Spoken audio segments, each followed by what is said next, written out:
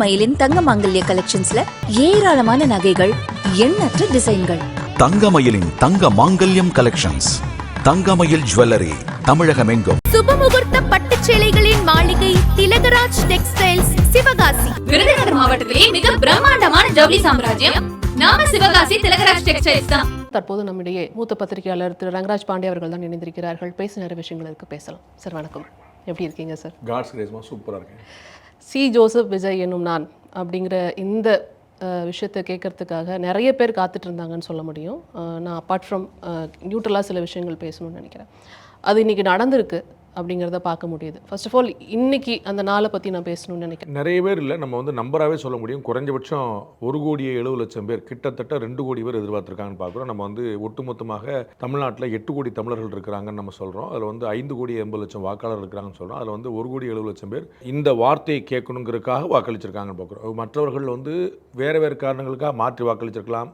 கிட்டத்தட்ட ஒரு 15,000 பேர் வாக்களிக்காமலே இருந்திருக்கிறாங்க. ஆனால் 1,70,00,000 பேர் வாக்களிச்சிருக்கிறாங்கன்னு பார்க்குறோம் இந்த வார்த்தையை கேட்கறக்கா. அது ரொம்ப முக்கியமான விஷயம். அப்போ நம்ம வந்து நான் அடிக்கடி சொல்லுவேன், என்ன நாம் வச்சுருக்கிறோம் அப்படிங்கிறத விட என்ன மக்கள் விரும்புகிறாங்க அப்படிங்கிற முக்கியம். ஒரு மார்க்கெட்டிங்கில் ரொம்ப முக்கியமான விஷயம், நான் ஒரு பொருள் உற்பத்தி பண்ணுறேன், அதை நீங்கள் வாங்கிக்கோங்கிறதுல உங்களுக்கு என்ன பொருள் தேவை அதை நான் கொடுக்குறேங்கிறது. அப்போ இந்த 2 கழகங்களுக்கு மாற்றாக ஒருத்தர் வேணும் அப்படிங்கிற குரல் ரொம்ப நாளாக இருந்துகிட்டே இருந்திருக்கு. அதை பல பேர் ஸ்மெல் பண்ணிட்டாங்க. ஆனால் அதை வந்து கேபிட்டலைஸ் பண்ணாமல் இருந்தாங்க. பாஜக, பாமக, நாம் தமிழர், தேமுதிக, மதிமுக, அப்படி பல கட்சிகள் வந்து பாஜக, அது மாதிரி பல கட்சிகள் இந்த மாதிரி வந்து ட்ரை பண்ணாங்க. ஆனால் வந்து அவங்களால அடுத்தடுத்து நகர முடியலங்கிற பார்க்குறோம். திரு ரஜினிகாந்த் அவர்கள் வருகையுமே அப்படி தான் பார்க்கப்படுது. அப்பா ஒருவேளை ஒரு வாய்ப்பு கிடைச்சு அப்படின்னு. அப்போ எல்லாருமே வந்து அதிகபட்சமாக ஒரே தேர்தலே அடுத்தடுத்துக்கு போயிட்டாங்கிற பார்க்குறோம். அப்போ முதல் தேர்தலே வெல்ல முடியாத வாய்ப்பு கிடைச்சது. அப்போ அந்த குரலை வலுவாக புரிந்து கொண்டு அதற்கு முதல் தேர்தலே அந்த இடத்த தொடர்ந்து இப்போ ஒருவேளை திரு விஜய்க்கு வந்து இந்த வாய்ப்பு இன்னைக்கு கிடைக்காம போயிருந்தா அவரும் இதே போன்ற இடத்துக்கு போயிருந்திருக்கலாம். ஏன்னா ஒரு 30 எம்எல்ஏவோட, ஒரு 20 எம்எல்ஏவோட, 10 எம்எல்ஏ என்னன்னாலும் நடக்கலாங்கிற மாதிரி நிலைமை.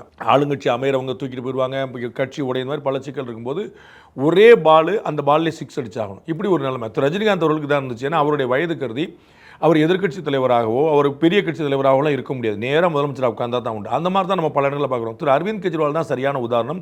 இதற்கு அப்படியே முன்மாதிரி.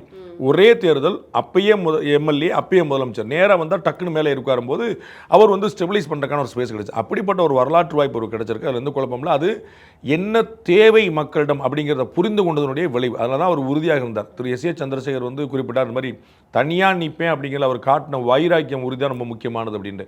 அப்போ வந்து இந்த 2 பேருடைய யாரோட சேர்ந்தா அது போயிருது அப்படிங்கிற பார்க்குறோம். திரும்ப அதன கணக்கு. அப்போ பாஜக கலந்து பாமக எல்லா கட்சியும் என்ன செஞ்சாலும் அது அப்போ அந்த இடத்துல வந்து வந்ததோ போனதோ இது வந்தால் சரி அப்படிங்கிற இடத்துல முயற்சி பண்ணது ஒரு பெரிய விஷயம். அதில் வந்து இறைவன் கருணையில் அவருக்கு அது வெற்றியும் சாத்தியமாயிருக்கு. இன்னைக்கு ஆட்சியை முடிச்சு உட்கார்ந்துருக்காரு. ரொம்ப முக்கியமாக கவனிக்க வேண்டிய ஒரு வரலாற்று மாற்றம். நிச்சயமா. வெளியூர் பயணமா, ரிசர்வேஷன் கிடைக்கலையா, படிக்கட்டு ஏறி இறங்க ரொம்ப சிரமமா இருக்கா? டிராப் டாக்ஸி புக் பண்ணுங்க. ஒரு வழி கட்டணம் மட்டுமே. டிராப் டாக்ஸி, எங்கும் எப்போதும். 2 திராவிட கட்சிகள் இல்லாமல் கிட்டத்தட்ட வந்து 5 நூற்றாண்டுக்கும் மேலே 2 திராவிட கட்சிகள் தான் ஆண்டுகள். ஆமாம்.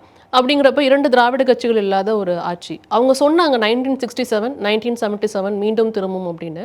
அது வந்து எலெக்ஷனுக்காக அவங்க கடைபிடிக்கிற ஒரு நரேட்டிவ் யுத்தின்னு நம்ம நினைச்சோம். ஆனால் அதை நடத்தி காமிச்சிருக்கிறாங்களோ அப்படிங்கிற மாதிரி தோணும். நடத்தி காமிச்சிருக்காங்க, அதில் ஒன்றும் மாற்று கருத்தே இல்லை. இவ்வளவு தூரம் வருங்கிறது யாருமே எதிர்பார்க்கல. நான் உங்களுக்கு தகவலுக்காக சொல்கிறேன்.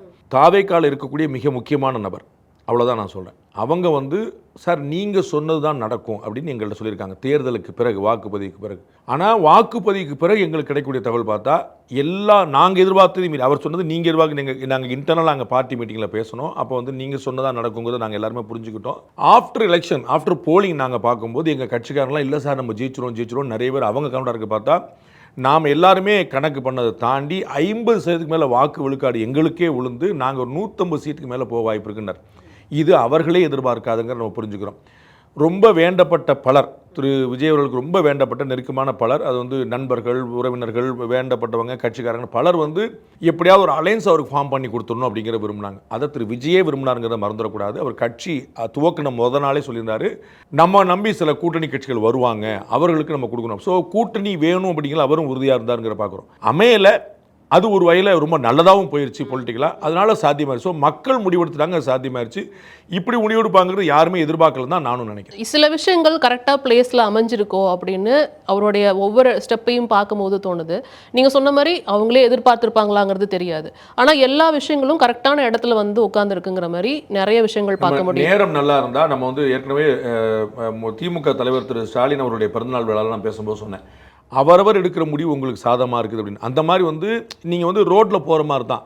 ஒருத்தர் ரோட்டில் போயிட்டு இருக்கிறாருன்னா அவர் வண்டியை தப்பாக ஓட்டணுங்கிற அவசியம் இல்லை. எதிர இருக்கிற வண்டியை தப்பாக ஓட்டினா கூட இவருக்கு ஆபத்து நடக்கும். அந்த மாதிரியான விஷயம். அப்போ வந்து இவர் எடுத்த முடிவு, மற்றவர் எடுத்த முடிவு எல்லாமே கரெக்டாக நீங்கள் சொன்ன போல பயன்படுத்துகிற வார்த்தை அமைஞ்சது. அப்படி ரொம்ப ப்ராம்ப்டாக அமைஞ்சது. திமுக சரியா இல்லை அப்படிங்கிறது நம்ம வந்து திரு கார்த்திக் சிதம்பரம் ஒரு வார்த்தை ரொம்ப முக்கியமாக குறிப்பிட்டார். அதெல்லாம் வந்து அதில் தான் பெரிய சூட்சமம் இருக்குன்னு நான் நினைக்கிறேன். தேர்தலுக்கு முன்னாடி ஸ்டாலின் வேண்டாம்னு சொல்கிறவங்க நிறைய பேர் இருக்கிறாங்க. ஆனால் எடப்பாடி வேணும்னு சொல்கிறவங்க யாராக இருக்காங்களா நீங்கள் பார்க்கணும். அப்போ பாசிட்டிவான ஒரு ஓட்டு வருது. மோடி வேண்டாம்னு சொல்கிற ஒரு குரூப் இருக்கிற மாதிரி மோடி வேணும்னு சொல்கிற ஒரு குரூப் இருக்குது. அப்போ பாசிட்டிவ் நெகட்டிவ் ரெண்டுமே நிற்கிது. மோடி வேண்டாம்னு சொல்லிட்டு பேசாமல் நிற்கல. மோடி வேண்டாம்னு சொல்கிற குரூப்பு ராகுல் வேணும்னு சொல்லலை. அப்போ தான் இந்தியா அலையன்ஸ் ஒரு பெரிய அலையன்ஸ் போட்டு வச்சுட்டு யாராவது வரமாட்டாங்களாம் போயிடுவோம். இந்திய அலையன்ஸுடைய கன்வீனரே வந்து நிதிஷ்குமாரே வெளியே போய் இது மாதிரி பெரிய காமெடி இருந்துச்சு. அப்போ நரேந்திர மோடி வேண்டாம்னு சொன்னால் ராகுல் வேணும்னு சொல்லணும். அப்படி இருக்கல. திரு ஸ்டாலின் வேண்டாம்னு சொன்னவங்க எடப்பாடி வேணும்னு சொல்லணும். அப்படி சொல்ல. அப்போ திரு ஸ்டாலின் வேண்டாம்னு அப்போ யாருங்கிறதுல குழப்பம் வந்துருச்சு. அப்போ ஸ்டாலின் வேண்டாம், எடப்பாடி நமக்கு அப்படி இல்லை, அப்போ விஜய் வருவார். இந்த குழப்பம் வரும்போது அவரவர் வந்து உடைய அதிருப்தியை பெற்றிருந்தது வந்து இவருக்கு ஒரு பெரிய நல்வாய்ப்பாக இருந்துச்சு. நீங்கள் பார்த்தீங்க அலையன்ஸை பொறுத்தளவுக்கு ஸ்ட்ராங்கானது டிஎம்கே தான். அதில் எந்த குழப்பம் இல்லை. அந்த அலையன்ஸை மீறி வர்றதுங்கிறது நீங்கள் சொன்ன மாதிரி எல்லாமே அந்த அமைப்பு சரியாக இருந்தால் தான் வரைக்கும் அவரவர் எடுத்த முடிவு சாதமாக தான் இருந்தது. இதில் நீங்கள் இந்த விஷயத்தை பற்றி பேசுறதுனால இன்றைக்கி நடந்த விஷயங்களை கொஞ்சம் தள்ளி வச்சு சில விஷயங்கள் பேசணும்னு நினைக்கிறேன். குறிப்பாக வந்து நீங்கள் சொல்லும்போது வந்து இவர் வேணான்னு சொல்கிறதுக்கு ஒருத்தர் இருந்தாங்க, பட் இவங்க வேணும்னு சொல்கிறதுக்கு இல்லை அப்படிங்கிற பட்சத்தில் திரு விஜய் அவர்களுடைய வருகை இல்லாமல் இருந்திருந்தா ஒருவேளை அதிமுகவுடைய நிலைமை இந்த தேர்தலில் எந்த மாதிரி இருந்திருக்கும்? அதில் குழப்பம் இல்லை. ஆன்டி இன்கம்பன்சி ரொம்ப ஸ்ட்ராங்காக இருக்குங்கிறது கண்கூடாக தெரிஞ்சது. நீங்கள் பார்த்துருக்கீங்க திரு ஸ்டாலின் இன்னைக்கு குறிப்பிட்டிருக்காரு, நம்ம பேசுகிறதுனால குறிப்பிட்டிருக்காரு, நாங்கள் இவ்வளோ நலத்திட்டங்களை செஞ்சோம் அப்படின்னு. இவ்வளோ நலத்திட்டங்களை செஞ்சவர் 1,32,00,000 பெண்கள் 1000 ரூபா பெற்றுட்டு இருக்காங்க. 1,32,00,000 பெண்கள் கூட வாக்களிக்கல. நியாயமா அவர்களுடைய கணவன்மார்கள் அவர்களுடைய உறவினர்கள் 4 ஓட்டு ஒரு 1000 ரூபாய்க்கு விழுந்திருக்கணும். விழலை. இப்போ நம்ம வந்து அவர்களுடைய வாக்கு வங்கியை குறைஞ்சிடும். தமிழ்நாட்டிலேயே பயங்கரமான ஸ்ட்ராங்கான கூட்டணி திமுக அமைச்ச கூட்டணி தான். அதுக்கு விழுந்திருக்கணும், விழலை. அப்போ நீங்கள் தெளிவாக புரிஞ்சுக்க வேண்டியது மக்கள் ஒரு முடிவு எடுத்துட்டாங்க. என்ன இது வேண்டாங்கிற முடிவு. ஆன்டி இன்கம்பன்சி ஸ்ட்ராங்காக இருந்துச்சு. அப்போ ஆன்டி இன்கம்பன்சி ஸ்ட்ராங்காக இருந்தால் விஜய்ங்கிற ஒரு ஃபேக்டரி இல்லாமல் இருந்தால், தாவேக்கான ஒரு கட்சி இல்லாமல் இருந்தால் அது கட்டாயமாக ஏடிஎம்கே தான் இருக்கும். ஏடிஎம்கே கூட எப்படி இருந்தாலும் ஆட்சி மாற்றம் நடந்திருக்கும். அதில் கேரண்டி எனக்கு எந்த குழப்பம் இல்லை. அதனால தான் இது வந்து திமுக வேண்டாம்ங்கிறதுக்கான முடிவு தான். அதன் பிறகு யாருங்கிறது, அதனால தான் 108ங்கிற நம்பரில் வந்துருந்துச்சு. 130 140 வந்துருச்சுன்னா அது தாவேக்கா வேணுங்கிற நம்பர். உங்களுக்கு புரியுங்களா? நம்ம யாருக்கும் தனிப்பெரும்பான்மை கிடைக்கலங்கிற பார்த்தோம். எப்படி வரும்? யார் வேண்டாங்கிறது உறுதியாக இருந்துச்சே தவிர யார் வேணுங்கிறதுல உறுதி கிடைக்கல. நீங்கள் பார்த்துருப்பீங்க கொஞ்சம் நஞ்சம் மிஸ் ஆகி ஏடிஎம்கே டிஎம்கேமே சேர்ந்து ஆட்சி அமைக்கிற வாய்ப்பெலாம் இருந்துச்சு. அப்போ என்ன கணக்கு சொல்லியிருப்பாங்க, 108 தான் அவங்களுக்கு இருக்குது, 128 எங்கள்கிட்ட இருக்குது, அப்போ நாங்கள் தான் ஆட்சி அமைப்போம்னு சொல்லிட்டு அந்த மாதிரி சொல்லியிருந்துருக்கலாம். அப்படி அவ்வளோ ஒரு வாய்ப்பு இருந்துச்சு. இவர் வேண்டாம் என்றவர்கள் இவர் வேணும்னு சொல்ல. அப்போ விஜய் உள்ள என்ட்ரி கொடுத்ததுனால ரிசல்ட் மாறுது. விஜய்ங்கிற ஒரு ஃபேக்டரி இல்லாமல் இருந்தால் அது அதிமுக ஆட்சியாக இருக்குது நிறைய வாய்ப்பு இருக்குது. ஏன்னா அதிமுக இருக்குது, அம்மா மக்கள் முன்னேற்றங்கள் இணைஞ்சிருச்சு, பாஜக உள்ள வந்துருச்சு, பாமக உள்ள வந்துருச்சு. அப்போ வந்து ஒரு ஈக்குவலான ஃபோர்ஸாக இருந்திருக்கும். தாவேக்காங்கிற கட்சியே இல்லை. அப்படி புரிஞ்சுக்கிட்டீங்கன்னா அது ஏடிஎம்கேக்கான வாய்ப்பாக தான் இருந்திருக்கும். நிச்சயமா. இதில் இன்னொரு விஷயம் பார்க்க வேண்டியது என்னன்னா, எப்பொழுதும் வந்து திராவிட முன்னேற்ற கழகம் வந்துட்டு திரையுலகத்திலிருந்து வந்த ஒரு கரிஸ்மேட்டிக் லீடர்ஸ்னால வந்து இங்கே அஃபெக்ட் ஆகுறாங்க அப்படிங்கிறத பார்க்க முடியுது. அது இங்கேயும் சாத்தியமா இருக்கு. அது திரையுலகத்தை சேர்ந்தவர்ங்கிறனால இல்லை. ஒரு கரிஸ்மேட்டிக் லீடர் எம்ஜிஆர் அவர்களாக இருக்கட்டும், ஜெயலலிதா அவர்களாக இருக்கட்டும் கொடுத்துருக்கு. அது ரீச் கொடுத்துருக்கு. நீங்கள் பார்த்தீங்கன்னா திமுகவுக்கு எதிரான ஸ்பேஸை வந்து எடுத்திருக்கு. அதான் முக்கியமாக பார்க்கணும். இப்போ எடுத்திருக்கு வந்து அதிமுகவுடைய ஸ்பேஸ். திரு விஜய் அவர்கள் எடுத்திருக்குது அதிமுக திமுக ஸ்பேஸ் இல்லை. திமுக ஸ்பேஸ் இன்னும் இருக்குது. தமிழ்நாட்டின் 2வது பெரிய கட்சியாக அதுதான் நினைக்கிறேன். அப்ப நீங்க வந்து திமுகவுக்கு எதிராக ஒரு நட்சத்திரம் வந்து அழிச்சிருக்காரா அப்படிங்கிறது இல்லை. நட்சத்திரம் வந்து ரீச்சுக்கு உதவிச்சு. நீங்க திரு எம்ஜிஆருக்கு குறைவில்லாத நட்சத்திரம் சிவாஜி கணேசன். எவ்வளவு பெரிய தலைவர்கள். விஜயகாந்தோடைய பாப்புலாரிட்டி என்ன சொல்லுவீங்க? கிரவுண்ட் லீடர், தரையில் நின்று விளையாடினவர். திரு சீமான் குறிப்பிடுகிறார், விஜயகாந்த் உடல்நிலை நல்லா இருந்துச்சுன்னா எங்க யாருக்கும் அரசியல் எதிர்காலமே கிடையாது என்றார். அந்த மாதிரி வந்து கிரவுண்ட் லீடர் எல்லாருக்கும் தெரியும். விஜயகாந்த்னா யாருமே எந்த விஜயகாந்துங்க சிவப்பா இருப்பாரா உயரமா இருப்பாரு யாரும் கேட்க மாட்டாங்க. அவ்வளோ ஒரு ஹவுஸ் ஹோல்டு நேம். அப்போ வந்து ரொம்ப முக்கியமான திரையுலக நட்சத்திரங்கள்னால கிடையாது, அது வந்து ஒரு ஆடட் வேல்யூ. அதனால கிடையாது. நட்சத்திரங்கள் வந்தாங்க, ஸ்டார் சினிமா வேல்யூனால. எம்ஜிஆர் வந்து ஏற்கனவே அரசியல்வாதி. அவர் காங்கிரஸ் கட்சியில் இருந்தவர், திராவிட முன்னேற்ற கழகத்தில் இருந்தவர், திமுக நம்பர் 2 போஸ்ட்ல இருந்தவர், பொருளாளராக இருந்தவர், சட்டமன்ற உறுப்பினராக மக்களை சந்தித்து தேர்தல் வென்றவர். ஸோ அவர் பேசிக்கலி ஒரு பொலிட்டீஷியன். அந்த மாதிரி ஒரு நட்சத்திரங்கள்ங்கிற காரணம் சொல்ல முடியும். நட்சத்திரங்கள் நம்ம நிறைய நட்சத்திரம் உதிர்ந்ததை பார்த்துருக்கோம். சிரஞ்சீவியால் முடியலைங்கிற பார்த்துருக்கோம், விஜயசாந்தியால் முடியலைங்கிற பார்த்துருக்கோம், பவன் கல்யாண் அலைன்ஸ் அமைச்சு போக வேண்டியதுக்கு பாருவோம், நிறைய பேர் இந்த மாதிரி வந்திருக்கும். ஸோ நட்சத்திரமா இருந்ததுனாலேயே வந்துட்டாருங்கிறது ஏற்க முடியாது. நட்சத்திரமா இருந்ததுனாலே வந்துட்டாரான்னு கேட்கல. ஒரு கரிஷ்மேட்டிக் லீடர்ஷிப் வந்து எப்போதுமே டிஎம்கேக்கு வந்து ஒரு பெரிய பின்னடைவை குடிக்குதா? கரிஷ்மாங்கிறது வேற வார்த்தை, ஓகே, ரீச்ங்கிறது வேற வார்த்தை. திரு விஜய்க்கு வந்து கரிஷ்மா இருக்குதாங்கிறத நம்ம போக போக, கரிஷ்மாங்கிறது நீங்கள் வந்து குஷ்புவை பார்க்குறதுக்கு எல்லாரும் விரும்புவாங்க, உங்களுக்கு புரியல, கரிஷ்மாட்டின்னு சொல்ல முடியாது. ரஜினி போனார், அஜித் போனார்னா சரியான கூட்டம் கூட, அது கரிஷ்மா கிடையாது, அது வந்து ஃபேன் ஃபாலோயிங். அது கரிஷ்மாங்கிறது வேறு, அது எல்லாம் சேர்ந்து ஒரு விஷயம். நம்ம வந்து ஒரு அட்ராக்ஷன் அப்படிங்கிறது வேறு. நட்சத்திரம் பாப்புலராக இருக்கிறதுக்கும் செலிபிரிட்டியாக இருக்கணும் ஒரு வித்தியாசம் இருக்குது. பாப்புலராக இருக்கும் எல்லாருமே தெரிஞ்சிருப்பாங்க, ஆனால் செலிபிரிட்டி வந்து கொண்டாடுவாங்க, அது வேறு விஷயமா இருக்கும். உங்களுக்கு நல்லா புரிஞ்சுங்க அந்த வித்தியாசத்தை. அப்போ வந்து திரு விஜய் வந்து கரிஷ்மா வந்துருச்சா அப்படிங்கிறத நம்ம இனிமே பார்க்கணும். அது வந்து விஜய்ங்கிற நேமுக்காக வரக்கூடியது, இன்னைக்கு விஜய்ங்கிற முகத்துக்காக வரக்கூடியது. ஆனால் அந்த அவங்க தரப்புல அதை ஒத்துக்கிறாங்கல்ல, அவர் வந்து ஒரு கரிஷ்மேட்டிக் லீடர் அப்படிங்கிறத ஒத்துக்கிறாங்க அப்படிங்கிறத பார்க்க முடியுது. அதான் சொல்லுவாங்க, பொதுவாகவே பார்க்க முடியுது. சில பேர் வந்து ஒரு கரிஷ்மேட்டிக் லீடர் இல்லைன்னு சொன்னேனே தவிர கரிஷ்மேட்டிக் லீடர் ஆக மாட்டாருன்னு சொல்ல. நான் சொல்ல வர்றது, இதுவரைக்கும் அவர் பெற்றிருக்கிறது நட்சத்திர அந்தஸ்து. கரிஷ்மாங்கிறது ஒரு ஆட்சி மூலமாக இருக்கு. நான் சொல்கிறேன், குஷ்புவுக்கோ அஜித்துக்கோ நயன்தாராவுக்கோ பார்க்கக்கூடியது கரிஷ்மான்னு சொல்ல மாட்டீங்க. சொல்லுவீங்களா? ஏன் சொல்ல மாட்டீங்க? அப்போ இவருக்கு எப்படி சொல்வீங்க? அப்போ இதுவரைக்கும் ஒரு நட்சத்திரமாக இருக்கிறார், இனிமே தான் தலைவராக உருவாகிறார். இன்னைக்கு திரு ஸ்டாலின் குறிப்பிட்டது போல ஆட்சியை நடத்துங்க, உங்களுக்கு தெரியும் சொல்லுவாங்க. அப்போ ஆட்சியை நடத்தி வெளியே வரும்போது தான் கரிஷ்மாட்டிக் லீடர்னு சொல்லுவாங்க. ஏன் கலைஞருக்கு ஏன் கரிஷ்மாட்டிக்னு சொல்லலை? ஜெயலலிதாவுக்கு சொன்னாங்க, எம்ஜிஆருக்கு சொன்னாங்க, அவங்க நட்சத்திரத்தினால சொன்னாங்களா? அவங்க வந்து முதலமைச்சராக இருக்கு முன்னாடி ஏன் சொல்லலை? அப்போ நீங்கள் ஆட்சி எப்படி நடத்துவோம்? கரிஷ்மாங்கிறது பாப்புலாரிட்டி இல்லை, அதை நீங்கள் புரிஞ்சுங்க. பாப்புலாரிட்டியும் சேர்ந்தது. கருணாநிதியோட பாப்புலாரிட்டி கம்மி இல்லை, அவர் ஏன் சொல்லலை? ஜெயலலிதா எம்ஜிஆர் முதலமைச்சராக முன்னாடி சொல்லலை, அவங்களே ஏன் சொல்லலை? அப்போ நட்சத்திரமாக இருக்கிறவங்களாம் கரிஷ்மாட்டிக் லீடர் நீங்கள் முடிவு பண்ணக்கூடாது. நட்சத்திரமாக இருந்தவர்கள் ஒரு பெரிய அட்வான்டேஜ். அதன் பிறகு ஆட்சி எப்படி நடத்துகிறாங்களோ அது கரிஷ்மா வந்துடும். நாளைக்கு விஜய்ங்கிறவரை நடிகருங்கிறதுக்காக பார்க்க வர மாட்டாங்க, விஜய்ங்கிற தலைவராக பார்க்க வருவாங்க. அப்போ அந்த அளவுக்கு மாறினா அதுக்கு பேர் தான் கரிஷ்மா. நரேந்திர மோடி கரிஷ்மா இருக்கு, அவர் நரேந்திர மோடி கரிஷ்மாட்டிக் லீடர். அவரை பார்க்குற அந்த ஆரான்னு சொல்லுவோம், அது இருக்குது. என்ன அவர் வந்து ஒரு அதுதான் சொல்றேன், அந்த ஆரா அவர்கிட்ட இருக்குன்னு இங்க நியூட்ரலா இருக்க சில பேர் பேசுறத பார்க்க முடியுது. அதனால தான் அந்த வார்த்தையை நான் வந்து ஆரா அந்த நட்சத்திர அந்தஸ்தை தாண்டின விஷயம் அந்த கரிஷ்மேட்டிக் லீடர் இனிமே வரலாம்னு நான் சொல்லுவேன். நிச்சயமா. ஸோ அடுத்த கட்டமா இன்னைக்கு நடந்த சில விஷயங்கள் பேசணும்னு நினைக்கிறேன். சில மரபுகள்னு சில விஷயங்கள் இருக்கும், அது எல்லாமே இங்க பிரேக் ஆயிருக்கு அப்படிங்கறத பார்க்க முடியுது. குறிப்பா வந்துட்டு பிளேசர்ல வந்தாரு, அது எனக்கு பெரிய அட்வான்டேஜா தெரியும். இல்ல அது அட்வான்டேஜா தெரியல. தமிழர்களின் பாரம்பரியம், தமிழர்களின் அடையாளம்னு ஒன்று இருக்குது. அப்ப வேஷ்டி சட்டங்கிறது நம்ம வந்து காலகாலமா கடைபிடிச்சு வந்து நிக்கிறோம். அப்ப நீங்க பிளேசர் போட்ட குற்றம் இல்லை, நீங்க வந்து வேஷ்டி சட்டை கட்டி தான் என்ன இருக்கும் வேண்டாம், நேத்து வரைக்கும் போட்ட மாதிரியே ஒரு சட்டை போட்டு தான் இருக்கும். எனக்கு அதுல வந்து நான் வந்து I don't see a new thing. அப்பா ஒரு பெரிய நீங்க சொல்றீங்களே ஒரு மாற்றம் ஒன்னு கொண்டு வந்திருக்காருன்னு சொல்றீங்களே, அந்த மாற்றமா நான் இத பார்க்கல. நான் வந்துட்டு மரபுகளை உடைத்திருக்கிறார்னு சொல்றேன், மாற்றம்னு சொல்லல. நான் என்ன சொல்ல வரேன், மரபுகளை உடைக்கிறது பாசிட்டிவா இருக்கணுமா, எப்படினாலும் இருக்கலாமா?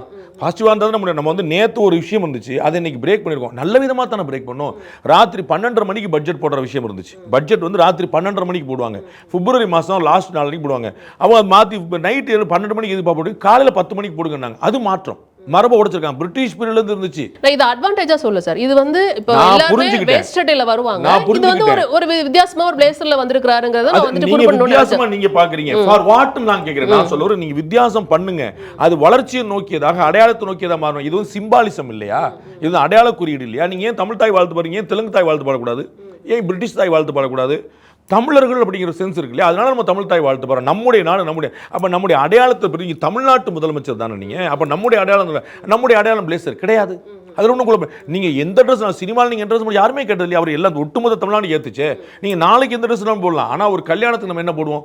நீங்கள் ஏன் கல்யாணத்து அன்னைக்கு புடவை கட்டுறீங்க, நீங்கள் ஏன் கல்யாணத்து அன்னைக்கு வேட்டி கட்டுறீங்க? மற்ற நாள்லாம் புடவை வேட்டி நம்ம கட்டி பார்த்ததில்லை. நீங்கள் புரியுங்களா?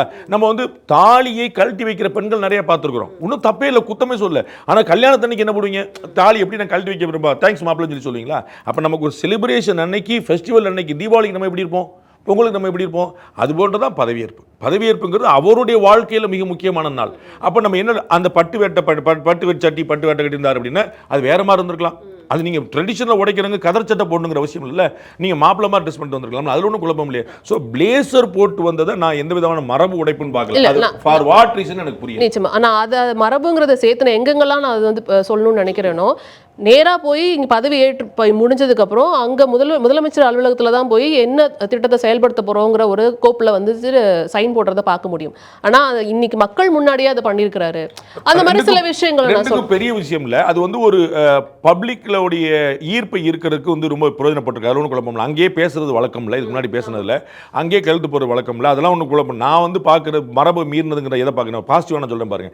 அங்கேயே பண்ணாலும் தலைமைச் செயலகத்தில் பண்ணாலும் ஒன்று தான், அங்கேயே பேசினாலும் அரை மணி நேரம் கழிச்சு பேசினாலும் ஒன்று தான். அதில் நான் பெரிய வித்தியாசத்தை பார்க்குறேன். மாறாக நான் என்ன பார்க்குறேன், அந்த உறுதிமொழியை ஒரு வார்த்தை கூட பார்க்காம சொன்னார். அது கேமரா பார்த்து மக்களை பார்த்து ஒட்டுமொத்த சாதாரண மனப்பாடம் பண்ண முடியாது. உங்களுக்கு புரியுங்களா? என்ன தப்பாக படிச்சிட்டீங்க, தப்பாக சொல்கிறீங்கன்னு திரும்ப படிக்க சொல்லுவார். அப்போ அதான் ஹையஸ்ட் ரிஸ்க். நீங்கள் ஒரு ரீடேக் போய்க்கலாங்கிற சமாச்சாரம் இல்லை. அப்போ எவ்வளோ திடம் இருந்தால், எவ்வளோ அவர் அடிக்கடி சொல்லல, எவ்வளோ கான்ஃபிடன்ஸ் இருந்தால் சொல்லி நீங்கள் உறுதிமொழி முழுக்க அவர் வந்து பார்க்காம படிக்காம, அதை நான் முக்கியமான விஷயம் பார்க்குறேன். அதை உணர்வுபூர்வமாக சொன்னார், அது முக்கியமான. நான் ஆண்டன் மீது உறுதி ஏற்கிறேன்னு சொன்னார், அது ப்ராமிசிங்காக சொன்னார், அது ரொம்ப முக்கியமான விஷயமா பார்க்குறேன். கையெழுத்து போடும்போது எழுந்து நின்று கையெழுத்து போட்டார், கையெழுத்து போடும்போது வந்து உட்கார்ந்து கையெழுத்து போட எழுந்து. இதை ஒரு முக்கியமான ஒரு விஷயமா நான் பார்க்குறேன். திரு செங்கோட்டையன் அவர்கள் பதவி ஏற்கும் போது இவர் எழுந்து நின்று இருந்தார்.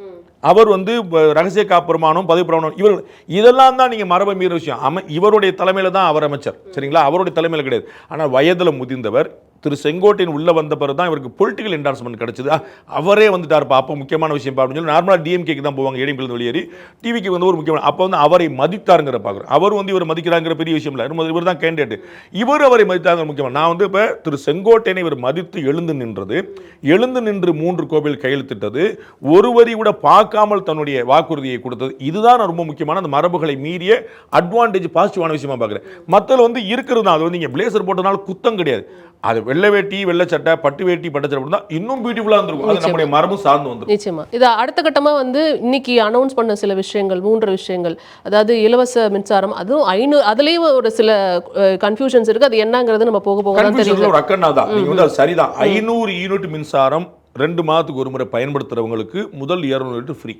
ஸோ நீங்கள் 300 யூனிட் தான் நீங்கள் சார்ஜ் ஆகும். நீங்கள் ஆனால் அதுக்கு வந்து 500 யூனிட் கம்மியாக தான் யூஸ் பண்ணணும். நீங்கள் 1500 யூனிட் யூஸ் பண்ணீங்கன்னா உங்களுக்கு 200 யூனிட் ஃப்ரீ கிடையாது. இப்படி நிபந்தனையோடு கொடுக்குறது சரிதான். நான் வந்து இதை அக்கன்னா வச்சுட்டாரு, வாக்குறுதி நிறைவேற்றாமல் போயிட்டாலும் நான் அந்த கட்சி கிடையாது.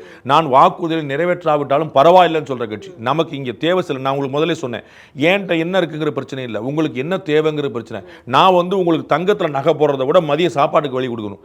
மதிய சாப்பாடு வழி இல்லாமல் நான் தங்கத்தை விற்கத்தான் பார்ப்பேன். உங்களுக்கு புரியல? அனுமதி தங்கம் எங்கே அடமானத்துக்கு போகுது, தங்கம் எங்கே விற்கிறதுக்கு போகுது, எங்கே சாப்பாட்டுக்கு வழி இல்லையோ, எங்கே தேவை இருக்குதோ அங்கே விற்க போகிறாங்க. அப்போ தங்கம் இல்லை மேட்ரு, சாப்பாடு மேட்ரு. அப்போ நம்ம வந்து 20 யூனிட் 200 யூனிட் சொல்லியிருக்காரு, அதில் ஒரு 500 யூனிட் அக்கன்னா வச்சிருக்காரு, சரியா? அது பிரச்சனை இல்லை, ஸ்டெபிலைஸ் பண்ணணும். அதில் ரொம்ப நான் பலமுறை குறிப்பிட்ட லைவ்லேயே ரொம்ப நேர்மையாக ரொம்ப வெளிப்படையாக சொல்லியிருக்கிறாரு, எனக்கு கொஞ்சம் அவகாசம் கொடுங்க, எனக்கு கொஞ்சம் ஒத்துழைப்பு கொடுங்க, நான் வந்து பொருளாதார நிலைமை பார்க்க, அதுதான் சரின்றேன். அவர் 2000 ரூபாய் 2500 மாற்றாமல் இருக்கலாம், புல்லட் பைக்லாம் வாங்கி கொடுக்காம இருக்கலாம், அது வந்து ஆண்களுக்கு ஃப்ரீன்னு கொடுக்காம, இதெல்லாம் கொடுக்க வேண்டியதே இல்லைன்ற அவர் ப்ராமிஸ் பண்ணியிருக்கக்கூடிய முக்கியமான விஷயம், சட்டம் ஒழுங்கை நான் காப்பாற்றுவேன், இது செய்யணும், ஊழல் இல்லாமல் பண்ணுவேன், இது செய்யணும், பெண்களுக்கு பாதுகாப்புக்காக சிங்கப்பெண்ணே அப்படிங்கிற ஸ்கீமில் கையெழுத்து போட்டிருக்கேன், அது செய்யணும், இதுதான் முக்கியம். வெளியில் ஒரு பெண் நடமாடினா ஆள் தூக்கிட்டு போயிடுவான், குரூப்பாக வந்து தூக்கிட்டு போயிடுவாங்கிறது சரியா? உங்களுக்கு 2500 கொடுக்குன்னு சொல்லி அந்த 2500 வச்சு அந்த பெண் பாலியல் முடிச்சுக்கு உள்ளான பெண் 2500 மாதம் வருது வச்சு என்ன செய்யும்? அப்போ அந்த பொண்ணுக்கு வந்து 2500 மாதம் தேவையில்லை, வெளியில் போனால் ஒருத்தன் பாலியல் ஒன்று பண்ணிடுவானுங்கிற அந்த நிலைமை வரக்கூடாது, அதுதான் முக்கியம். அப்போ அவருடைய அடிப்படை தேவை ராத்திரி 12:30 மணிக்கு வெளியே போனால் கூட பெண்களுக்கு சுதந்திரம், அப்போ தான் சுதந்திரம் காந்தி சொன்னான்னு கேள்விப்பட்டிருக்கோம்ல. அப்போ அதுதான் தேவை. அப்போ சட்டம் ஒழுங்கை பாதுகாப்பேன், ஊழல் பண்ண மாட்டேன். அதாவது கடந்த ஆட்சிகளில் இவங்க வந்து என்ன குறையா சொன்னாங்களோ அதை எடுத்தோடனே சைன் பண்ணியிருக்காங்க, அப்படி எடுத்துக்கிற மாதிரி தான். அது நமக்கு அதான் சொல்ல வரேன், நமக்கு வந்து இவர்களுக்கு தேவை என்ன, இங்கே சட்டம் ஒழுங்கு தான் தேவை, இங்கே ஊழலற்ற ஆட்சி தான் தேவை. நீங்கள் 2500 கொடுக்க வேண்டியது இல்லைன்ற கொடுக்காமல் இவர் வந்து இன்னைக்கு பேசும்போது கொஞ்சம் அவகாசம் கொடுங்கன்றார். அது 2029 மக்களவைத் தேர்தலை ஒட்டி இருக்குமான்னு எனக்கு கவலை இல்லை. அதை ஒட்டி தான் வந்து 1000 ரூபாய் காசை வந்து திமுக கொடுத்து 2036 கூட வச்சுக்கோங்க, எனக்கு அதில் பிரச்சனை கிடையாது. நமக்கு இங்கே முக்கியமாக வேண்டியது அமைதியான வாழ்க்கையை கொடுக்குறாங்களா, அரசாங்கத்திட்ட மக்கள் எதிர்பார்க்குறது எளிமையான மேட்டருங்க, ஏன்னு டிஸ்டர்ப் பண்ணாமல் என்னை புடுங்காமர். எம்எல்ஏ வந்து கூப்பிட்டாரு, கவுன்சிலர் வந்து பார்த்தாரு, வீடு கட்ட போறீங்களா, நீ இப்படி வந்தீங்களா, கவுன்சிலர் இது பண்ண போறீங்களா, இப்படி வந்து நிற்காம எம்எல்ஏ எம்பி எனக்கு வேலை செய்யணும், மக்கள் பிரதிநிதிகள் அவங்க பாஸ் கிடையாது, நான் பாஸ். இந்த சென்ஸை கம்ப்ளீட்டாக மாற்றிட்டு அவர்கள் தலைவர்களாக மாறிட்டார். அந்த விஷயம் இல்லாமல் இருந்தால் போதும். திரு விஜய் சொன்ன நான் ரொம்ப பெரிய மகிழ்ச்சியான பார்க்கக்கூடியது, அவர் செய்யணும்னு நினைக்கக்கூடியது பார்த்தீங்கன்னா, யாராவது ஆட நினைச்சிங்க ஆட்சிக்கு வந்துட்டோம் ஆடிடலாம் ஆடி பார்த்துட்டோம் நினைச்சிங்கன்னா இப்பயே அந்த மைண்டை எரேஸ் பண்ணுங்க. 2 வார்த்தை, ஆடாதீங்க, இங்கே ஒரு பவர் சென்டர் அங்கே ஒரு பவர் சென்டர்லாம் இல்லை, ஒரே சென்டர் தான் அப்படிங்கிறத. பவர் சென்டர் வந்து மேலெடுத்து சமாச்சாரம், உங்களுக்கு புரியுங்களா? லாபி பண்ணுறவங்க, இண்டஸ்ட்ரியலிஸ்ட்டு, டெண்டர் வாங்குறவங்க, இவங்க தான் போய் நிற்பாங்க. நான் வந்து அக்காவை பார்த்தேன், அண்ணியை பார்த்தேன், ஃப்ரெண்டை பார்த்தேன், தம்பியை பார்த்தேன், அப்பாவை பார்த்தேன், இப்படி போய் நிற்பாங்க. இது ஒரு குரூப். இது வந்து நமக்கு வந்து பெரிய இழப்பு இல்லாட்டாலும் அது வந்து மேலெடுத்து முறைகேடு சமாச்சாரம். அதில் காமன் மேனுக்கு அதில் பாதிப்பு இல்லை. காமன் மேனுக்கு ரொம்ப பாதிப்பு இந்த ஆர்டர். நான் அருவாள் எடுத்துகிட்டு வர்றேன், கேக் எடுத்து வெட்டுறேன், நடு ரோட்டில் வெட்டுவேன், நான் வந்து ஆடுவேன், பாடுவேன், யாரையும் நடமாட விட மாட்டேன், என் கட்சி சின்னத்தை போடுவேன், காரில் வெளியே வந்து பார்த்தா அப்படின்னா கூச்சல் போடுவேன், பெண்களுக்கு பீதியை கிளப்பேன், இந்த மாதிரி சமாச்சாரங்கள் அலோவ் பண்ண முடியாது. இதுதான் ரொம்ப முக்கியம். காமன் மேன் அதுதான் எதிர்பார்க்குறான். லா அண்ட் ஆர்டர் தான் அவங்களோட ஃபர்ஸ்ட் ப்ரையாரிட்டி. ஊழல் நடக்காமனு கீழே நீங்கள் கீழே வரைக்கும் பார்த்தீங்கன்னா ஒரு பஸ் சர்டிஃபிகேட் வாங்குறது எல்லாம் ஆட்டோமேஷன் பண்ணிடுங்க. டிரான்ஸ்பர் தமிழ்நாட்டில் சென்னை மாநகராட்சியில் ஸ்கீம் இருக்குது. நீங்கள் வந்து பஸ் சர்டிஃபிகேட்டோ டெத் சர்டிஃபிகேட்டோ நீங்கள் வந்து பெருசாக அப்ளை பண்ண முடியல. நீங்கள் டவுன்லோட் பண்ணால் ஆட்டோமேட்டிக்காக வந்துடும். சிக்னேச்சர் கூட தேவை கிடையாது. நீங்கள் க்ரீன் இங்கில் வந்து நீங்கள் வந்து அட்டஸ்டேஷன் யார்ட்டு வாங்க முடியல, ஆட்டோமேட்டிக்காக. இது மாதிரி தமிழ்நாடு முழுக்க பண்ணிடலாம். இ சேவா மையங்களில் மத்திய அரசு திட்டங்கள் இருக்குது. அதுக்கப்புறம் அவங்களுக்கு சர்வீஸை ஈஸியாக வைக்கணும். உட்கார்ந்த இடத்துல அப்ளை பண்ணிடலாம். ஒரு மொபைலில் போட்டால் நம்ம வந்து வாட்ஸ்அப்பில் மணி அனுப்ப முடியுது, பேங்க் ட்ரான்ஸ்ஃபர் பண்ண முடியுது. அதை மாதிரி நீங்கள் சொல்லுங்கப்பா, நீங்கள் தான் வெரிஃபை பண்ணால் நாங்கள் உட்கார்ந்த இடத்துல பண்ணி கொடுத்துருவோம். உங்களுடைய ப்ராப்பர்ட்டி டேக்ஸ் வேணுமா, ப்ராப்பர்ட்டி டேக்ஸ் வசூல் பண்ணுறது உங்களுக்கு உட்கார்ந்த இடத்துல நடந்துருது. ஒரு மெசேஜ் வந்துடும். ப்ராப்பர்ட்டி டேக்ஸுக்கு நீங்கள் வீடு அசஸ் பண்ண போனீங்கன்னா நேரம் வாங்கன்னு அலைய விட்டுருவாங்க. உங்களுக்கு புரியுங்களா? உங்களுக்கு ஒரு தேவை வரும்போது அலைய விட்டுறாங்க. நீங்கள் டேக்ஸை வசூல் பண்ணுறதுக்கு உட்கார்ந்த இடத்துல கொடுத்துட்றாங்க. இதை மாதிரி விஷயங்களை மாற்றினா போது மக்கள் ஏற்பா ஒரு மொபைலை ட்ரை பண்ணப்பா வந்துட்டு க்யூவில் நிற்க வேண்டியது இல்லை. வீடு தேடி ரேஷன் பொருட்களை ஏன் கொடுக்கக்கூடாது? வீடு தேடி லஞ்சம் கொடுத்தாங்கல்ல, வீடு தேடி 1000 ரூபா காசு கொடுத்தாங்கல்ல, வீடு தேடி ஏன் நீங்கள் வந்து இது கொடுக்கக்கூடாது? நீங்கள் தேர்தலில் காசு கொடுத்தாங்க இல்லையா? அப்போ திரு விஜயகாந்த் ஒரு 2006 தேர்தல் சொல்கிறார் வீடு தேடி ரேஷன் பொருள். அந்த கான்செப்டே மாற்றி விட்டுருவோம். நீங்கள் உங்களுக்கு என்ன மாதமான உங்களுக்கு 1ஆம் தேதி வந்துடும். பலசரக்கு வாங்குறோம்ல, 1ஆம் தேதி காலையில் உங்களுக்கு வந்து அரிசி பருப்பு என்ன உண்டா வந்துடும். முடிஞ்சு வச்சிருக்காங்க. இப்படித்தான் நீங்கள் வந்து மக்களுக்கு கொண்டு இதை வந்துருச்சுன்னா மக்கள் ஹாப்பி ஆயிடுவாங்க. அதை தவிர ஒரு பெரிய எதிர்பார்ப்பு கிடையாது. இதில் அவர் சொன்ன 3 விஷயம் என்ன நான் பார்க்குறேன். 3 கட்சிகளையுமே அவர் வந்துட்டு இங்கே டினோட் பண்ணியிருக்காருன்னு பார்க்கும்போது, ஒன்று வந்து கடன் வாங்கிட்டாங்க, கஜானா காலியாக இருக்குது அப்படின்னு சென்ற அரசை வந்து விமர்சனம் பண்ணியிருக்கிறாரு. நான் முகத்தை மூடிக்கொண்டு யாரையும் போய் சந்திக்க மாட்டேன், நான் மத்திய அரசோட நேரடியாக கனெக்ஷனில் இருப்பேன் நான் அப்படிங்கிற மாதிரியான அந்த மீனிங்காக தான் நம்ம எடுத்துக்க வேண்டியதாக இருக்குது. தன் சொந்த கட்சிக்காரர்களே வந்துட்டு ஆடாதீங்க அப்படிங்கிற ஒரு 3 விஷயத்தையும் 3 கட்சியும் அங்கே வந்து குறிச்சிருக்காங்க. முக்கியமான விஷயம், நம்ம வந்து மத்திய அரசோடைய உறவு பேணணும். நம்ம வந்து கடந்த ஆட்சி வந்து வெளியில் வந்து மத்திய அரசோட முரண்டு பிடிச்சிக்கிட்டாங்க, உள்ள மத்திய அரசு சொன்னது எல்லாமே செஞ்சுக்கிட்டாங்க. அவங்க அதான் பண்ணாங்க. மத்திய அரசுடைய புதிய கல்விக் கொள்கை உள்பட பல விஷயங்களில் அடிப்படையில் தாவேக்காவுடைய கொள்கைக்கும் திமுகவுடைய கொள்கைக்கும் நான் எந்த வித்தியாசம் பார்க்கல. அதுதான் நிறைய இடத்துல ரிப்ளிகேட் பண்ணியிருக்காங்க. சென்ட்ரல் கவர்மெண்ட்டுடைய ஒன்றிய அரசுங்கிற வார்த்தையை பயன்படுத்துறது அப்படி தான் பண்ணுறாங்க. அது பொலிட்டிக்கலாக என்ன பண்ணுறீங்க, ஆனால் ப்ராக்டிக்கலாக நீங்கள் பார்த்தீங்கன்னா மத்திய அரசுடைய உதவி இருந்துச்சுன்னா, தயவு இருந்துச்சுன்னா நிறைய நல்லது நடக்கும். வெஸ்ட் பெங்கால் இன்றைக்கி பார்க்குறோம், மத்திய அரசுடைய பல திட்டங்களை அவங்க இம்ப்ளிமெண்ட் பண்ணவே இல்லை. ஜஸ்ட் ரோசப்பட்டு கோவப்பட்டு அவங்க திட்டம் அப்படின்னு. யாருக்கு லாஸ்?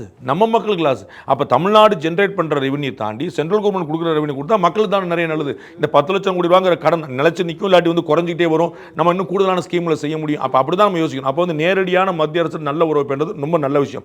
கடந்த ஆட்சியில் கஜானாவை காலி பண்ணிட்டு போயிட்டாங்க, ரொம்ப முக்கியமான விஷயம். அதில் வந்து திரு ஸ்டாலின் அவர்கள் சொன்னார், நாங்கள் 10 லட்சம் கோடி ரூபா கடன் வச்சு போனோம் சொன்னீங்களே, அதை வச்சு தான் அத்தனை ஸ்கீமும் பண்ண சொன்னார். ரொம்ப முக்கியமான விஷயம் என்ன, கடன் வாங்குற பிரச்சனை, கடன் வாங்கி என்ன செஞ்சீங்கன்னு பிரச்சனை. அப்போ கடன் வாங்கி மக்கள் நலத்திற்கு இன்ஃப்ராஸ்ட்ரக்சர் டெவலப் பண்ணிக்கலாம். ஒரு மாதத்துக்கு வந்து கிட்டத்தட்ட 1500 கோடி ரூபா இந்த ஸ்கீமில் மட்டுமே போதும். இந்த 1000 ரூபா ஒரு மாதத்துக்கு கிட்டத்தட்ட 15000 கோடி ரூபா வருஷத்துக்கு.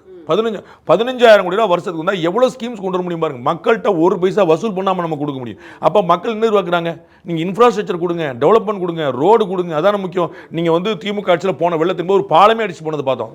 திருவள்ளூர் கடலூர் கிட்ட பார்த்தீங்கன்னா ஒரு பாலம் கட்டியிருக்காங்க, பாலம் அடிச்சு போயிடுச்சு. அப்போ அந்த பாலத்தை கட்டினா என்ன பிரயோஜனம்? அப்போ நீங்கள் வந்து நேர்மையான இன்ஃப்ராஸ்ட்ரக்சர் கொடுத்தீங்கன்னா மக்களுக்கு சந்தோஷம். அதோட முக்கியமான விஷயம் வேறுமே இல்லை, தன்னுடைய கட்சிக்காரங்களுக்கு ரொம்ப முக்கியமாக கடைபிடிக்கணும். இதான் ரொம்ப முக்கியம். 91-96 ஜெயலலிதா அவர்கள் ஆட்சி வந்து மக்கள் பெரிய மேண்டேட் கொடுத்தாங்க. ஆனால் அவருடைய கட்சிக்காரங்க செயல்பாடெல்லாம் ரொம்ப மோசமான போது 96 பெரும் வீழ்ச்சியை சந்திச்சாங்க. என்ன, சொந்த கட்சியை கட்டுப்படுத்த முடியல. திமுக 2006-11 இந்த பெரிய அவமரியாதை ஏற்பட்டுச்சு.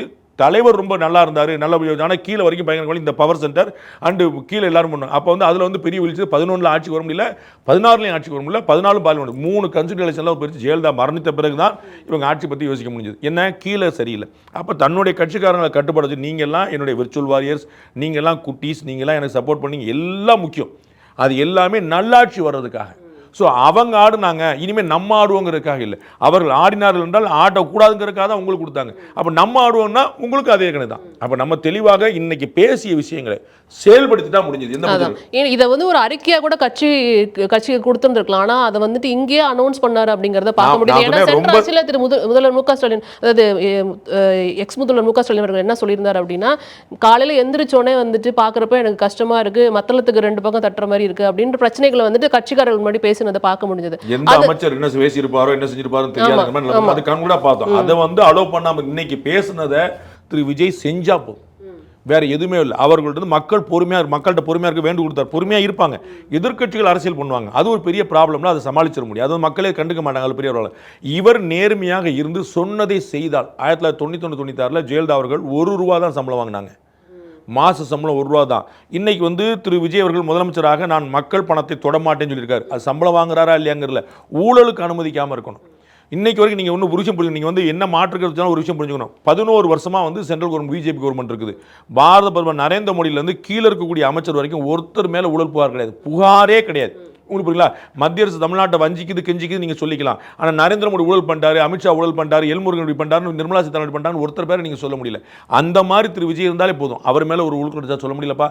எம்ஜிஆர் அவர்கள் முதலமைச்சர் ஆனதுலேருந்து மரணிக்கிற மறுநாள் வரைக்கும் ஒரு சொத்து ஒரு ப்ராப்பர்ட்டி மேலே ரெஜிஸ்டர் ஆனதில்லை.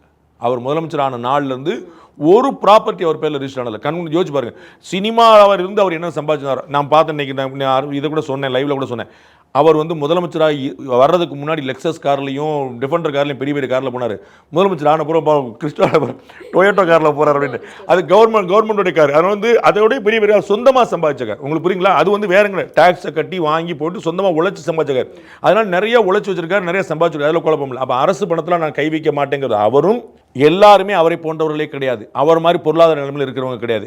எம்எல்ஏக்கள்லேருந்து அமைச்சர் பெருமக்கள் வந்து அவர்களையும் இந்த மாதிரி எந்த இப்போ இன்னைக்கு பதவியேற்றக்கூடிய 10 அமைச்சர்கள் மட்டும் இல்லை, நாளைக்கு விரிவாக்கப்படக்கூடிய அமைச்சர்கள் இருக்கக்கூடிய 107 சட்டமன்ற உறுப்பினர்கள் அத்தனை பேருமே அது நிற்கணும். அவர்கள் மட்டும் இல்லை, மாவட்ட செயலாளர். இப்போ வந்து ஒரு மாவட்டத்தில் ஒருத்தர் ஒரு சீட் கூட ஜெயிக்கல, ஆனால் அந்த மாவட்டத்தில் ஆடக்கூடாது. அப்போ வந்து என் மேலேருந்து கீழே வரைக்கும் என்னுடைய கட்சி பெயரை பயன்படுத்தி ஒருத்தர் ஆடாமல் இருப்பாருன்னு அது பெரிய ஆச்சரியமாக இருக்கும், பெரிய மக்களால் வரவேற்படும். எனக்கு வந்து என்னுடைய வேலை கவர்மெண்ட் ஆஃபீஸ் போனப்பா நான் சொன்னேன் நடந்துருச்சுன்னா ஹாப்பி ஆயிடுவாங்க. அதோட அவங்களுக்கு பெரிய பிரச்சனையே கிடையாது. வெள்ளை அறிக்கை கொடுப்பேன் அப்படின்னு சொல்றதும், மக்கள் கிட்ட நீங்க சொன்ன மாதிரி வந்து டைம் கேட்கறேன் அப்படின்னு சொல்றதும் வந்து ஒரு சேஃபான மூவ்னு எடுத்துக்கலாமா? நம்ம பொருளாதார ரீதியாக செய்ய வேண்டிய விஷயம்.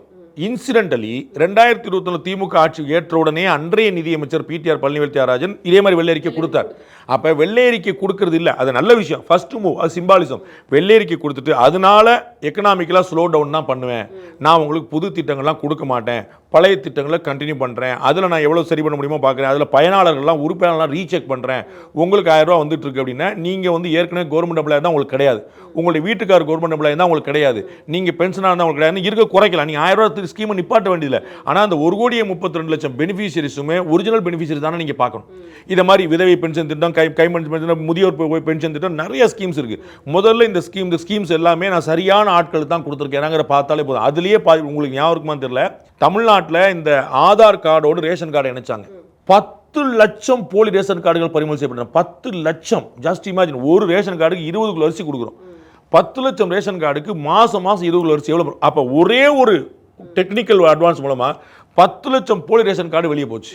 அப்போ டெக்னாலஜிக்கலை இம்ப்ளிமெண்ட் பண்ணி இந்த பெனிஃபிஷரிஸை மட்டும் சரி பண்ணாலே போதும், அதுலேயே பாதி ரூபா குறைஞ்சிரும். வருமானத்தை கூட்டுறதுக்கு நிறைய முதலீடு செய்ய காத்துட்டு இருக்காங்க. கடந்த ஆட்சியிலுமே வர தயாராக இருந்தாங்க, ஆனால் இங்கே ஏற்பாடு அப்படி இல்லை. அப்போ வந்து இவர் வெல்கம் பண்ணால் போதும், இவர் ஃபெசிலிட்டேட் பண்ணி தனியாக பண்ண வேண்டியதில்லை. நீங்கள் வாங்கப்பா என்கிட்ட பஞ்சாயத்து இருக்கான்னு சொன்னால் போதும். கர்நாடகாவுக்கும் ஆந்திராவுக்கும் போய் கொண்டிருக்கக்கூடிய முதலீடுகள் தமிழ்நாட்டை நோக்கி வரும். ஏன்னா தமிழ்நாட்டில் ஏற்கனவே நல்ல இன்ஃப்ராஸ்ட்ரக்சர் இருக்குது. இங்கே ஏர்போர்ட் இருக்குது, போர்ட் இருக்குது, தூத்துக்குடியில் இருக்குது, சென்னையில் இருக்குது, பல இடங்கள் நம்மளால் டெவலப் பண்ண முடியும். திருச்சி விமான நிலையம் டெவலப் ஆகிட்டு இருக்கு, மதுரை விமான நிலையம் டெவலப் ஆகிட்டு இருக்கு, தூத்துக்குடி விமான நிலையம் டெவலப் ஆகிட்டு இருக்கு, சேலத்து விமான நிலையம் வருது, சென்னையில் இருந்து அடுத்த ஏர்போர்ட் வருது. மாதிரி நிறைய இன்ஃப்ராஸ்ட்ரக்சர் இருக்கிறதுனால இவர் ஃபெசிலிட்டேட் பண்ணிக்கிட்டே இருந்தபோது ஆட்டோமேட்டிக்காக வரும். ஸோ செலவை குறைக்க, வருமானத்தை கூட்ட, தொந்தரவு இல்லாமல் வச்சுக்க. அந்த வெள்ளை அறிக்கை ரொம்ப முக்கியமானது. அந்த வெள்ளை அறிக்கை அடிப்பில் செயல்படணும், அது அதை விட முக்கியமானது. ஒரு ப்ளூ பிரிண்ட் வச்சுருக்கீங்க, ஒரு ஜிபிஎஸ் மேப் வச்சுருக்கீங்க, மேப்பில் வந்து லெஃப்ட்டில் போகணும்னு சொல்லுது, நீங்கள் ரைட்டில் போனீங்கன்னா பிரயோஜனம் இல்லையே. மேப் வச்சிருக்கேங்கிறது முக்கியமான விஷயம், மேப் படி ஃபாலோ பண்ணிங்கிறது ரொம்ப முக்கியமான விஷயம். ஓகே, அதான் அதை வந்துட்டு ரொம்ப சேஃபாக, ஏன்னா எடுத்தோடனே 2500 ரூபா கொடுப்போம் அப்படிங்கிறதெல்லாம் போடுவாங்க, அந்த மாதிரி சைன்லாம் இருக்கும், நிறைய பேர் எதிர்பார்த்தாங்க. மக்கள் நாளைக்கு இதை வரவேற்பாங்க பார்த்துங்க. நேற்று வரைக்கும் ஊடகங்கள் ஒரு மாதிரி ஒரு சார்போடு செயல்பட்டாங்கிறது எல்லாருக்கும் தெரியும். அந்த ஊடகங்கள் தொடர்ந்து அதே சார்போடு செயல்பட்டால் கூட மக்கள் சப்போர்ட் பண்ணுவாங்க. உங்களுக்கு தெரியும், தாவேக்கால திரு விஜய் அவர்கள் முதலமைச்சராக பதவியேற்றது ஊடகங்களுடைய சப்போர்ட்டோட இல்லை. புரியுங்களா? சமூக வலைதளங்கள் சப்போர்ட் ஊடகங்களுடைய சப்போர்ட்டில் இல்லை, கூட்டணி சப்போர்ட்டோட இல்லை, பழைய கட்சிகளோட சப்போர்ட்டோட இல்லை. அப்போ யார் சப்போர்ட் பண்ணாங்க தெரிஞ்சிடும்.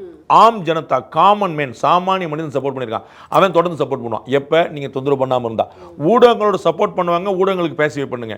கூட்டணி கட்சியோட சப்போர்ட் பண்ணவங்களுக்கு கூட்டணி கட்சியில் சப்போர்ட் பண்ணுங்க. ஆனால் நீங்கள் ஜெயிச்சது மக்களை மட்டுமே நம்பி, மக்கள் மட்டும்தான் உங்களுக்கு வாக்களிச்சிருக்காங்க.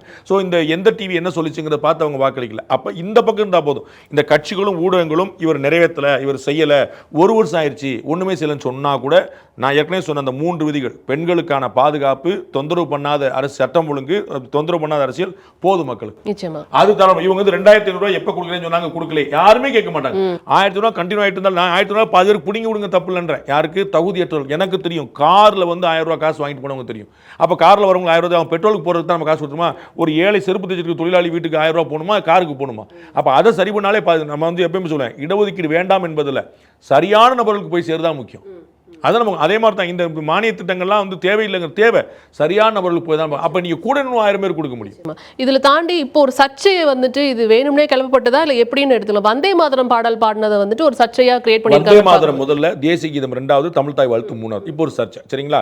2021 தமிழ் தாய் வாழ்த்து எங்கே பாடப்பட்டுச்சு பார்க்கணும். முதல்ல பாடப்பட்டிருந்துச்சுன்னா இன்னைக்கு நீங்கள் யோசிக்கணும். அன்னைக்கு 2வது பாடப்பட்டது, இன்னைக்கு 3வது பாடப்பட்டிருக்கு. ஏங்க 3வது பாடப்பட்டிருக்குன்னா, தேசிய கீதத்திற்கு இணையான மரியாதை தேசிய பாடலாக அறிவிக்கப்பட்டிருக்கக்கூடிய வந்தே மாதத்துக்கு வேணும்னு இப்பதான் மத்திய அரசு சொல்லிருக்கு.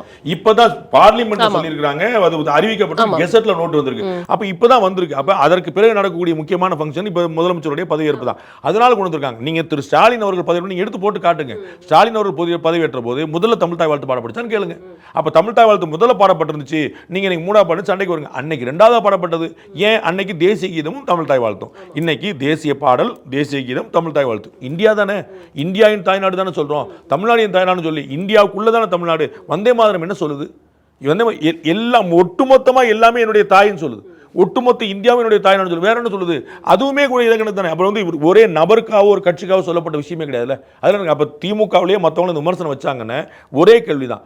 தமிழ் தாய் வாழ்த்து 3வது முறை பாடப்படிச்சல சார், சூப்பர். போன முறை எப்போ சார் பாடப்படிச்சு கேட்கும். போன முறை முதல் முறை பாடப்பட்டுச்சுன்னா நம்ம வாபஸ் வாங்கிக்க வேண்டியதான். போன முறை 2வது முறை பாடப்பட்டது, இப்போ 3வது முறை இவ்வளவுதான். கவர்னர் வரக்கூடிய நிகழ்ச்சியில் எல்லாமே ஆளுநர் வந்து, அதுவும் தமிழ்நாட்டுக்கு தமிழ் தாய் வாழ்த்துக்கு நம்ம வச்சிருக்கோம். அதுவும் 70s பிறகு தான் வச்சிருக்கோம். நல்லா இங்கே வச்சுக்கணும். 51, 52 முதல் கவர்மெண்ட் அமைச்சிலிருந்து 75 வரைக்கும் தமிழ் தாய் வாழ்த்து கிடையாது. 25 வருஷம் தமிழ் தாய் வாழ்த்து கிடையாது. பிறகு கலைஞர் ஆட்சியில் தமிழ் தாய் வாழ்த்து ஏற்பட்டது, அது நடைமுறையாக கொண்டு வரும். ஸோ மரபு தான் வச்சிருக்கோம். நம்ம வந்து அதை எப்படிலாம் கொண்டு வந்துக்கலாம்னு பார்க்குறோம். அதற்கு முன்னாடி இருந்து தேசிய கீதம் இருக்குது. அரசமைப்பில் சொல்லப்பட்டிருக்கூடிய விஷயம் என்னென்ன, கவர்னர் எங்கெங்கெல்லாம் கலந்துக்கிறாரோ அங்கே தேசிய கீதம் பாடணும். இப்போ புதிதாக கொண்டு வரப்பட்ட விஷயம் என்ன, தேசிய பாடலை கொண்டு வரணும். அதனால தமிழ் தாய் வாழ்த்துக்கு 3வது வாசிக்கப்பட்டது. தமிழ் தாய்க்கு பின்னடைவு கட்டு கிடையாது.